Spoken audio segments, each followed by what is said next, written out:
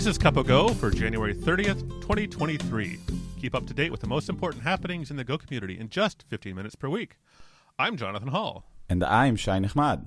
So let's jump right into it. 1.20 RC3 was released in January 12th, which is old news by Cup of Go standards, but we didn't mention it on the last episode because it was the first episode, and we were extremely excited. So this was pushed and released. This is something you can download. By the way, also available on Docker Hub. So it already got everything you need.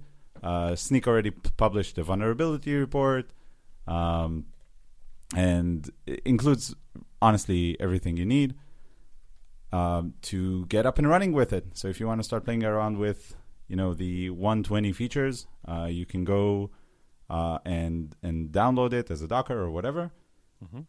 And do play around with it and post issues, because if you will find issues, that will make 120 better. So if you are working on a hobby project, or if you're allowed at work, to use Edge releases, I think you should. Definitely. And it also includes very interesting features, which we discussed in our last episode. Yeah, of course, every new release has a lot of features that would be more than one episode's worth of discussion. So we kind of break it up and try to talk about that a little bit at a time. It is a release candidate, which means it's possible that this will be the final version if no critical bugs are found. And the final version should be coming out just about any day now. The official timeline is February, which starts in a day or two. So we don't know exactly, but it'll be soon. I'm betting on February 7th, just because it's going to be the day of an interesting conference I'm going to, and then it'll give people something to talk about. So all the people who are bored during the conference can be downloading the latest version of Go. Yeah, exactly. And they could recompile their things and work through the errors. Right. Well, on the topic of changes in Go 120, there are a couple notable changes with regard to OS support. Actually, the only real change in Go 120 is that they're adding experimental support for FreeBSD on RISC-V architectures. I've never heard of that, actually. I mean, I know what FreeBSD is. I didn't know that there was a RISC-V version of FreeBSD, but apparently there is, and now Go experimentally works on it. Yeah, it's another open standard instruction set, so I think it would be useful in places where you wouldn't expect, like places where you can't afford, commercial instruction sets, or in educational spaces. And sometimes, these sources, even though they're not the enterprisey ones, they bring out the best new innovations, and they also help sort of introduce underrepresented developers in the community. Yep. And all this support in the ecosystem is just helping bring more people in and more hardware in, even if it's cheaper and even if it's open. There are changes to the OS support, which I'm happy to see, which is the dropping, or at least marking, all the OS systems. That's some RAS syndrome thing going on. Redundant acronym syndrome. So it is going to be the last version to support Windows 7, which, if you're still running in 2023, good. God bless you. Yeah, right. And I hope your firewall is strong. Yeah. Windows 8, which I don't know if someone was running even when it was coming out. Server 2008 and Server 2012. So I think the server mentions here are the ones worth focusing on. And on the same note, this will be the last release of Go to support macOS 10.13 or 10.14. So you still have 6 months if you use one of these operating systems. You still have 6 months until Go 121 comes out, which is the one that will actually drop these. Go 120 still supports these, to be clear. It's just the last one that will. And then you have roughly 1 year past that before 120 will be end-of-lifed at the time that 122 comes out. So if you actually use one of these OSs, and actually I have a client who does use some of these OSs with Go, and they've been asking me about what's their mitigation strategy for this, because they're supporting clients where they can't force an upgrade.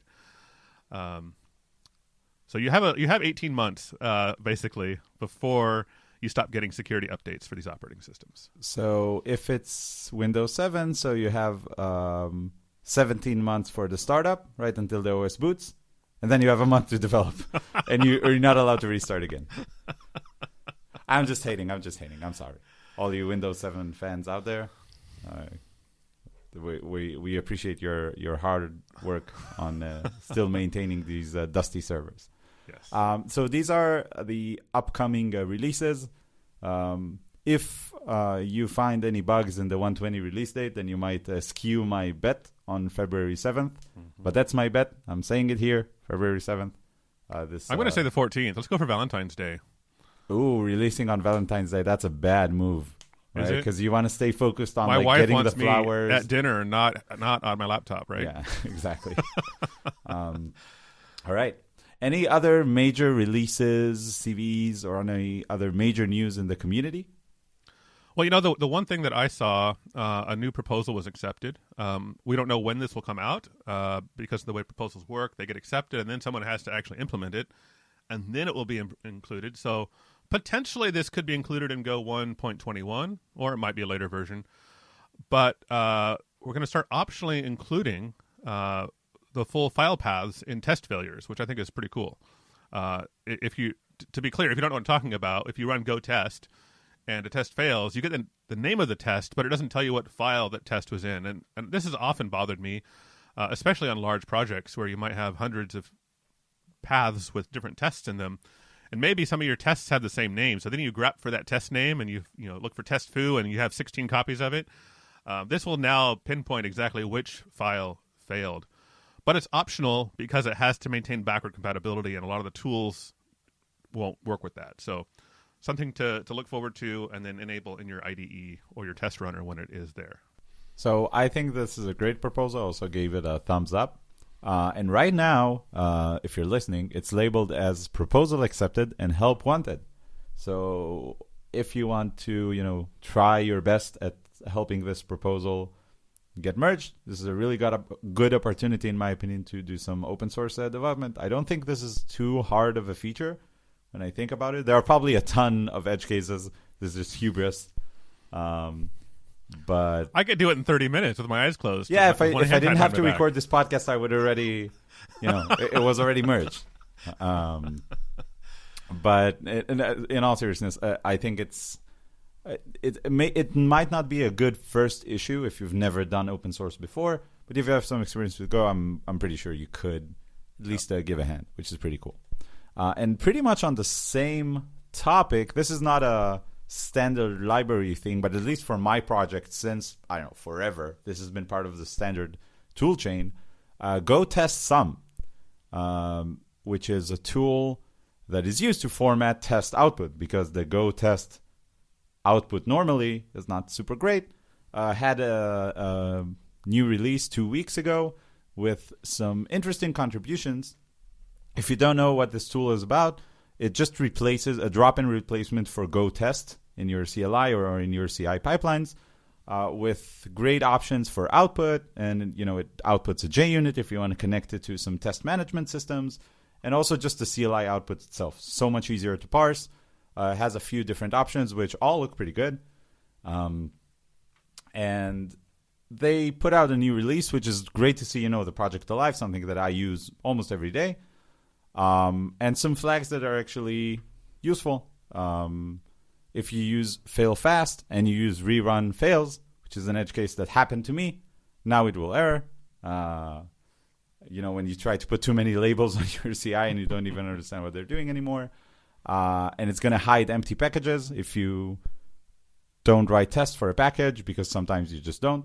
It's not going to show it in the output when the format is compact, and some just very, very useful, quality of life improvements.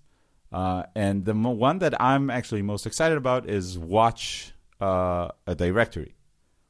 So you can run Go tests in your, VS Code or terminal, and it watches a directory and reruns the tasks really quickly.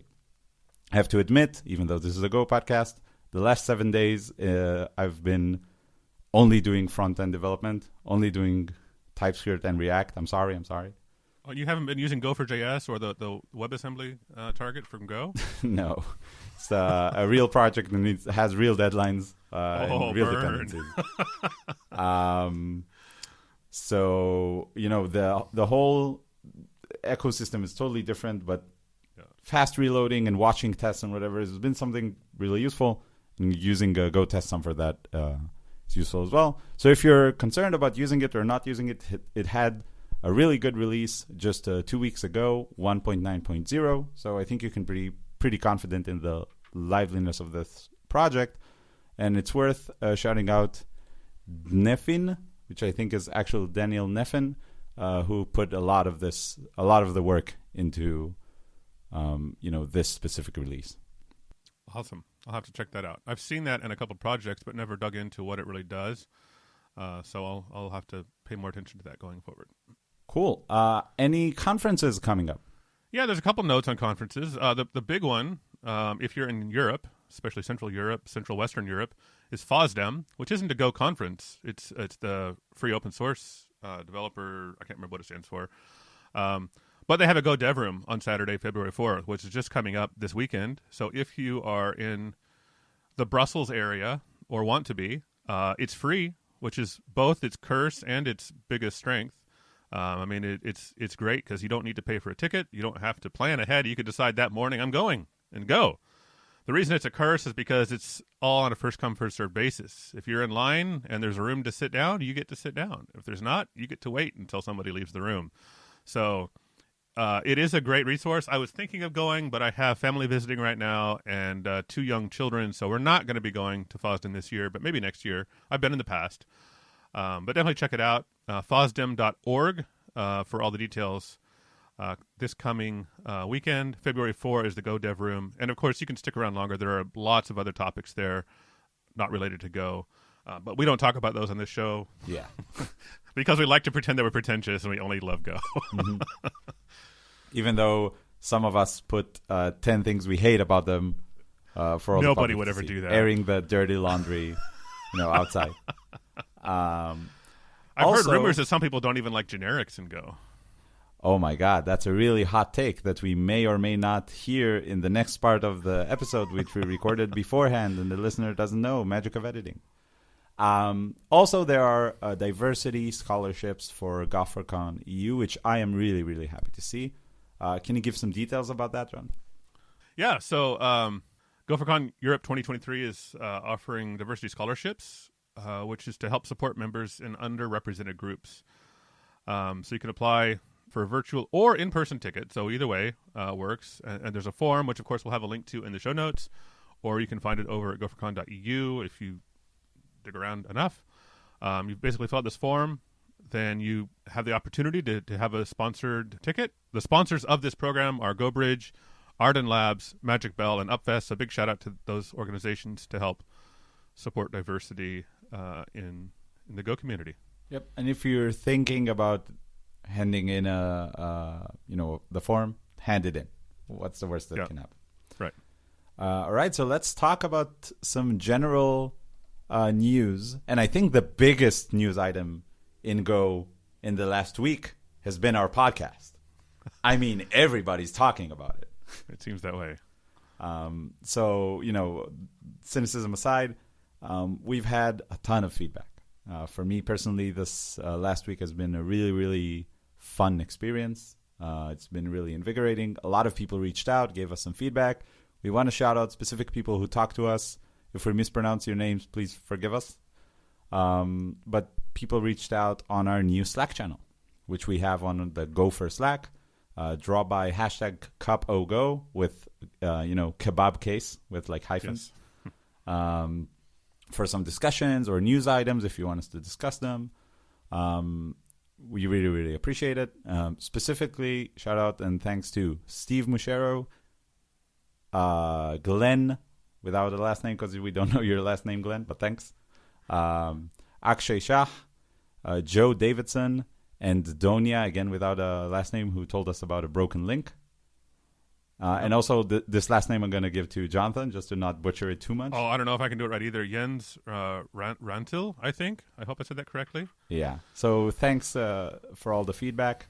Obviously, Bill Kennedy for giving us a shout out on even before the first episode came out, which is That's right. It's a vote of confidence if I ever saw one. But I think this has been at least from the amount of feedback I've gotten. it's been something in the Go community. It's definitely a thing. It's a thing. So thanks, everybody, for the support and the feedback. We really appreciate that.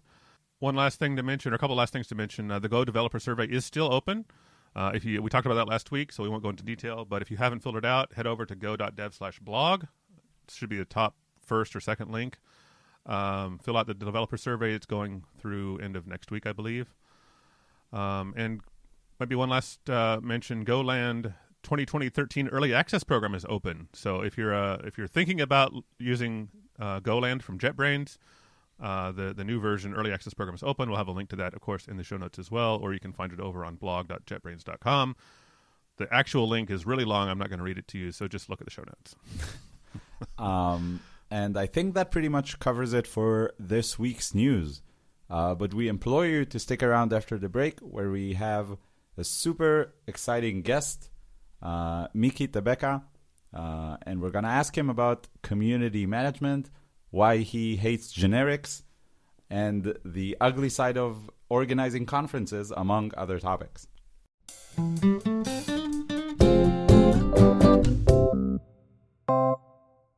Now, if we had a sponsor, this is the part where we would talk about that sponsor. Wink, wink. Again, every VPN provider or somewhat acceptable mobile game in existence that's permeating through every content that I'm ever consuming. But we don't have a sponsor, so we're going to talk about a really cool open source project that we both use, which is called Hugo. I imagine many of you have heard of it. I host both of my websites, jhall.io and boldlygo.tech, on Hugo. And my personal blog is also generated using Hugo as well, mrnice.dev. First of all, it's great. It's a really, really good project. It's open source. It's free if you want to use it. And what it does, in a nutshell, is a static site generator written in Go. So it's super fast, mostly focused on Markdown content, so very easy to start writing. And they went a little overboard with the themes. They have like 1,000 themes or whatever. So you can probably find something that's relevant for you if you want to start a blog or if you want to write documentation for your product, app, or website. And host it wherever, since it's pretty simple. GitHub Pages is probably your safest bet if you just want to get off the ground. The reason we're mentioning it is because yesterday night I had a really great experience using it. I helped a developer called Shachar Avigezer. Hi, Shachar, if you're listening. Get her blog off the ground. And, this is something that's perhaps daunting, especially for new developers or people who haven't been into writing before.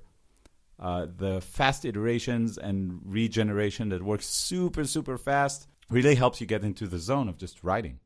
All right. So if you want amazing speed, flexibility, and supporting an open source project, go hugo.io. And thank you, Hugo, for powering our websites. All right, and welcome back, and welcome to our esteemed guest, Miki. Miki, it's nice having you. Hello. To anyone who doesn't know Miki at all, Miki is a clear leader in the Go Israel community, also in Python, but we don't talk about that here too much. But just to people who never heard about you at all, Miki, who are you? What do you do? So I'm a geek. I've been developing software for 25 plus years now. Started with Python way back, and doing both Python and Go now for 12 years, maybe more. Currently running my own shop, teaching and consulting, and also involved with the Go community and the Python community in Israel. I help organize conferences, the GopherCon Israel, the PyData Israel, and also the meetups, the PyData Tel Aviv meetup and the Go Israel meetup. All right. So this is a good chance to tell the listeners how you got on the podcast. Miki was kind enough to invite my coworker Nir Barak and I to talk at one of the Go meetups, which Miki, you've been arranging together with Guy Brandwine, right? Right. For quite a while now, because I remember going to a meetup, 6 years ago when I was just a soldier. I think the meetup is 10 years old now, something like that. Wow. And I was lucky enough to be accepted to give a talk. And together with my coworker Nir Barak, we gave our talk. And Miki suggested we even give it in for GopherCon Israel. It was accepted, and we're really excited. It's coming up real soon. If you're in Israel, February 7th. Are tickets still available? Yeah, we still have tickets available. They are running fast. Okay. Well, Israelis, they always defer everything to the last minute. So Okay. I'm guessing this week they're going to All right, so buy your tickets finish fast. everything. Yeah, the most used keyword in Israeli Go bases is defer. No, we'll do it later. Exactly. So I'm curious to hear a little bit about the Go community and even in a broader sense, just the tech community in Israel. I mean, I've never visited there. I've never been to a meetup there. What's it like? How vibrant is the tech and specifically the Go community there in Israel? So one of the advantages of Israel is that it's a really small country. And I always say that if you take roughly the center of Tel Aviv and draw a circle like a 5-mile radius, you'll hit about 90% of the high tech in the country. So it's really easy to come to these meetups. So there are a lot of meetups in this area. Companies are hosting them. Some free public places from Google and Microsoft that you can host your meetup. And people come. In the PyData one, it's a big meetup. It's like, I think 8,000 members, about 100 people coming to each meetup. The Go one, I think we passed 1,000 members, and the last meetup was the biggest one yet with 60-something people. We do them in the Go ones. We do about every couple of months because it's usually the hardest thing in meetups is to get speakers. Yeah. And then again, thank you for Shai for adding a talk there. And I like it. It's fun. You learn new things, and also, you meet the people, you meet the community. Personally, for me, because I'm teaching a lot. That's the way I'm doing marketing. Like I'm there. People see me. They know me. So it's good. But it's not just for selfish reasons. Guy, who started the meetup, he runs his own startup, so he just doing it for the community as well. Well, talking about teaching and learning, obviously you've done quite a lot of software instruction. We had a comment on one of the Slack communities that we're in about the podcast. And this is a good opportunity to say thanks everyone for all the feedback. It's been amazing.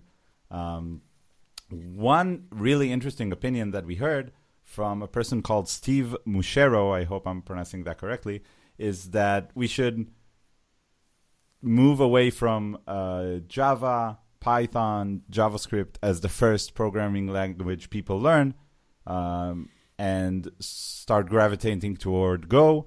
As he phrases it, Golang is so much better as it's simple and easy to understand with a simple unified toolchain. Most importantly, enforces and teaches best practices right from the beginning. Now, I'm really interested in hearing your take on this opinion.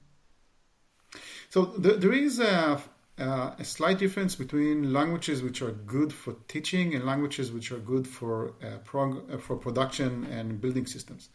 Because a lot of times languages that are good for production systems, they give you options to do kinds of optimizations and interact with the operating system and the hardware that, especially for people who are beginning to learn programming, it's a lot of noise. It's a lot of things that they don't like to think about. I agree that Go is simple and it's really nice, but for example, Python has this interactive prompt. We can just write a line of code and see what it does right away. Go has Go Run, which is almost the same, but still it's a little bit different because if you really want to see the value of a variable, you need to start with the debugger, where in Python you just print out the name and you see it. So there are some advantages to everything. As for best practices, opinions vary. Give 2 engineers the same project, they'll write it in 3 different ways. So I agree that Go is a bit more structured, but if you go over to Java, it's way more structured in the way that projects are built and where you put the tests and everything else. So, but I think Go is a great new first language. Python is also a good one to start with. Don't get me started on Java. But I don't know. I think Python. It really depends on where you're going with the language. If you want to learn data science, I would say start with Python. If you want to write backend services, start with Go. All right. Just to put my $2 on the table, find the best friend who's willing to be a mentor for the next 6 months. Whatever their favorite language is now your favorite language. When you're getting started, that's the most important part, at least for me. Yeah, and I always say that in programming languages, the mainstream ones, when you learn them, and Python and Go and Java and C++, Ruby, all of them are basically the same way of thinking. So you learn a little bit of nuances between the languages, but they're not that different. If you go for, let's say, Common Lisp, Clojure, and others, that's a whole different way of thinking. So we're talking about how computers think a little bit and how people think when interacting with computers, but you're also a community organizer, which we've of course discussed, which is a completely different skill set, I think. You're organizing people, finding speakers, as you said, is a challenge for the meetups, and you're not only organizing meetups, but GopherCon Israel. I would like to hear a little bit about some of the challenges that you face doing this, and then after that, I want to ask about the joys and what you really enjoy about it. So let's start with the challenges. All right. So in my career in companies, I never wanted to manage. It's something I didn't want to do. And then I found out that when I have a team of people which I can trust and I can just say, you do that, that's how it works. So the challenges, when you look at the conference, there are, one is the logistics, you need a venue, you need food for the people, you need someone to do the registration. And basically all of that, I'm just paying people to do for me. I don't do it myself. So there's the venue that takes care of everything. So most of these challenges I don't like them. There's so much hassle, but they're good. Another one which takes for me a lot of time is working with the sponsors. The event is community-based, so sponsorship and tickets are what pays for it. We are grateful for the sponsors, especially this year. It's been a really rough year. So I need to make sure that they're happy. Everyone has their own opinion about the contract and how the terms are. So there's a lot of back and forth emails, which for me takes most of the time in the conference. But I have a great team, really. The GopherCon team and also the PyData one. Really nice set of people, a lot of experience. When you tell them you're responsible of that's basically what you need. Apart from that, they just tell you what they did and it's done. I can say as someone who's been to quite a few meetups, the sponsors have left a really good impression on me. I specifically remember OpenWeb, shout out to OpenWeb who hosted the meetup where I was a speaker. Next time I'll think about where to poach Go developers from. I'll definitely think about them. Might not have been their exact intent, but at least they made the shortlist. It's also every sponsor has their own agenda when they come to the conference. Some of them do branding mostly. Some of them look for employees. That's fine, but you need to know why they're coming and you need to try and find out what they're doing. Another big pain point is finding speakers. This is hard, and we this year, for example, made a little bit more spacing in the talk, so we have less slots. So we have more variety to pick from. So I think it was 6-1, which is okay ratio. This is a good one. But getting out there, telling people, look, we have a call for papers. Why don't you try? And especially new people who are afraid to speak, and telling them we'll help you out. That's really something we struggle with. Well, we hope this platform would be somewhat useful if you're listening and you're in the Israel area. Just send your call for papers. Yes. Worst case, you get rejected and you set it up for next year. Miki gets to know you. It's a win-win for everyone other than Miki's inbox. I'll gladly help you flesh out the talk, give you pointers. I really like it. I like to help people and see new people coming in and showing their stuff.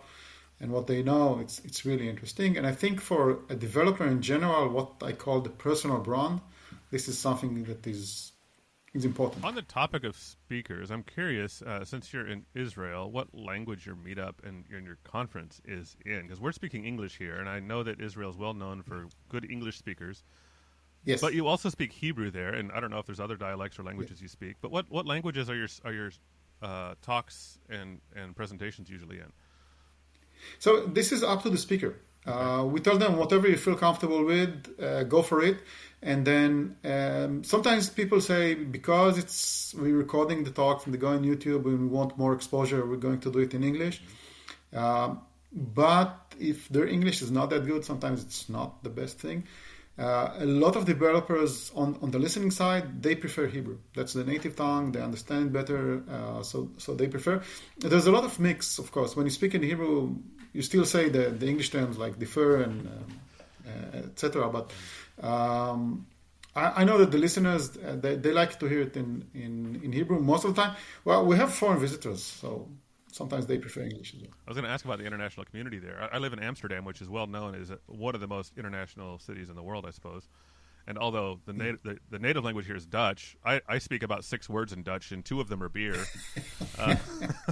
So I don't really... That's 6 more than me. So, the Go meetups here are in English, and most of the, not just Go, but most of the tech meetups are in English.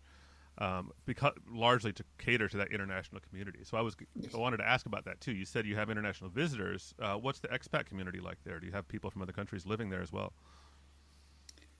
Yeah, so we have people from abroad. Sometimes for the long run, a lot of time, just someone coming from meeting and then they say, hey, let's go for the meetup and see people around. If there is a request from the audience saying, look, we have just English speakers and can you speak in English so they'll understand, we'll do that. In the conference, we marked with little flag, like this talk is going to be in English, this talk is going to be in Hebrew. So I know we have we have the keynote speaker, Derek, who wrote Delve. So I assume he doesn't know Hebrew. I don't know, actually. If he was able to write Delve, I'm sure he'll be able to pick up Hebrew in just 2 hours. Such an amazing project. Yeah. So we'll do some of the main talks in English, but after that he can pick. There's enough talks for international ones to attend as well. So one question we asked each other in the previous and first episode, to get to know each other a little better, and also our listeners know us a little better, is if you were to, a gun to your head, you have to remove a feature from Go. What's going out? Generics. Oh my God! Hallelujah! Oh my God! I think generics are great in a couple of specialized cases, but in most of the places when you write code, you don't need it. I agree. Wow, such a hot take. I'm not sure my headphones can take it. And from the other side, obviously, you have a lot of experience with Python and whatever. What features would you want to steal from other languages into Go? What features? I like Python has this something called list comprehension, which allows you to build lists or slices in a SQL-ish syntax, which is really nice. Maybe this one. Cool. Shout out to whoever tried to do link in C# a few years ago. Yes. I think that was the ultimate form. Honestly, C# gets such a bad rap. Features like link or whatever. Each language has its own strength and own weaknesses. Yeah, definitely. But unfortunately, they're not really related to how they are marketed. Yeah, that's totally different. I wanted to get back to, you were talking about submitting proposals for talks and so on. I was wondering if you might have any advice for people in Israel or around the world who are interested in getting involved in speaking, whether it's at a meetup or a conference. What advice can you offer to somebody who's never spoken before and they want to get their foot in the door? So one place to start is the lightning talks. There's always a lightning talk session. It's fun. People like it, and it's not a big commitment. 5 to 10 minutes. Speak about something you already know or already did, and start with there. And if you want to go to the bigger talks, you need to think about something that you're giving value. Right, so the three question is why me, why this, why now? That's the three questions you usually ask yourself about the talk. And then if you have a good answer, then you have a good start. Find a mentor and mostly practice, especially for people who are starting. Practice. We had in the PyCon, which is the Python convention in Israel, a speaker called David Beasley. He's a world-renowned speaker. He'd done many talks. And I talked to him after his talk, which was awesome as usual. He said, I practiced it 14 times before I did that. That's dedication. And he's very experienced. So just, even if you don't have anyone, just point the camera at yourself and do the talk. You'll find out that every iteration is better. Nice. Good advice. So, Miki, one thing that's interesting, you mentioned that you have your own shop, but we know that you're also involved with Ardan Labs and that you're also giving some content there. Yeah, so Ardan Labs with Bill Kennedy and the folks there. I love Bill. I learned so much from him. He's an awesome teacher. I want to be him when I grow old. So I started talking with them because one of the things that I'm really bad at as a individual company is I'm really bad at marketing. So I always try to find people who do the marketing for me. Ardan Lab has a good exposure, a great exposure. They know how to sell. And it took me about 2 years to convince them that I'm good enough to teach there. But now we're on a roll. So I'm one of the instructors. We have a great set of people from Go to Kubernetes and even lately Rust. And it's fun working with them. It's always great to be with other instructors and get feedback and get ideas of how to improve your teaching. I love it. Well, that's great to hear.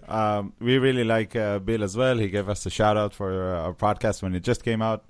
And also, I think he wrote some Go at some point, but whatever. A few lines here. Yeah. But I think, it's definitely worth pointing out how much impact instructors in general and, Miki specifically probably had on tons of developers, both in Python and in Go. And, using these platforms to amplify that is definitely a good thing. I know that we're coming up on time here, so I wanted to give Miki, I want to give you a chance to share anything that you think is relevant that we should have asked you about. No, just enjoy coding. It's fun. Always be learning. I think that's my best thing. Not just for me, but from everyone. It's in our job, it's always important to know and learn, and I love it. I love learning about new concepts, new tools, new languages. That's always fun. Well, thanks a lot, Miki. If you're not gonna plug it, then I'm gonna plug it. Miki is leading the Go community in Israel. Make sure you join the meetup group on meetup.com. Make sure you show up to GopherCon Israel, grab some tickets, and give Miki a high five or an elbow five. I don't know, with COVID. Everybody's got their own standard. And thanks a lot, Miki, for joining us. Thank you very much. One last question, Miki. If people are interested, how can they reach out to you? Are you on social media, or what's the best way?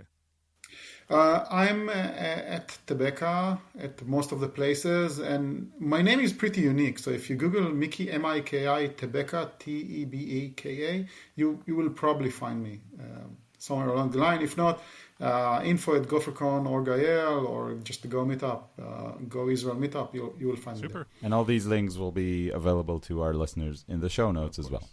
Great. Thank you, Miki, so much. So, thank you very much for having me, and good luck with the next of the show. Thank you. Thanks, Have a great Miki. day. Cheers. Bye. All right, so now that Miki's off the call, we can continue praising him. Such a great guy. Thanks a lot again, Miki, for joining us. Just to share how fun it is working with Miki, being a speaker in the con, usually you have to give a dry run. And he sent to Nir, my co-presenter, and I, an email saying, hey, we need you all to do a dry run. And we just answered, we think our talk is good enough. We already gave it. And he was like, your talk is great. No problem. See you in the conference. So, he'll definitely help you ship your thing, whatever it is. And we definitely recommend reaching out to him. And as we're nearing the end of the episode, other than thanking Miki, we really, really want to thank the community and all the listeners. Thank you for sticking around, reaching out on our various communication channels. It's been really great interfacing with the community. At least for me, it's been really invigorating. And thanks a lot, everyone. And Jonathan, where can people reach us? Yeah, so, of course, you can send us email at news@cupago.dev if you have some news that we should include in the show, or you just want to say thanks, or you want to swear at us, whatever it is. We want to hear from you. We like feedback. We also have a new Slack channel on the Gopher Slack. If you're not already on the Gopher Slack, you should join it. And then we're at cup-o-go on the channel. So join us there, drop us a note. And of course, if you've enjoyed this, don't forget to leave a rating and review on iTunes or wherever you listen to this. The feedback is really why we're doing this. It's not to get rich from our sponsors or to meet Beyonce, despite rumors that may have been going around. Allegedly. Yeah, so thanks a lot. I just want to reiterate that it's been a great feeling. I've had more positive feedback from last week's first episode than I possibly could have imagined. We've had over 600 downloads. We've had requests for the Slack channel that we just opened. We got a great mention in the Golang weekly newsletter. So thanks to everybody who's listened and has helped make this show better by responding and giving your feedback. And I guess we'll catch you next week. My cup of coffee is just done. Yeah, my gopher is sad and cold, so I'm going to have to go get a refill too. All right, so let's go grab a refill, and we'll talk to you all next week. Cheers.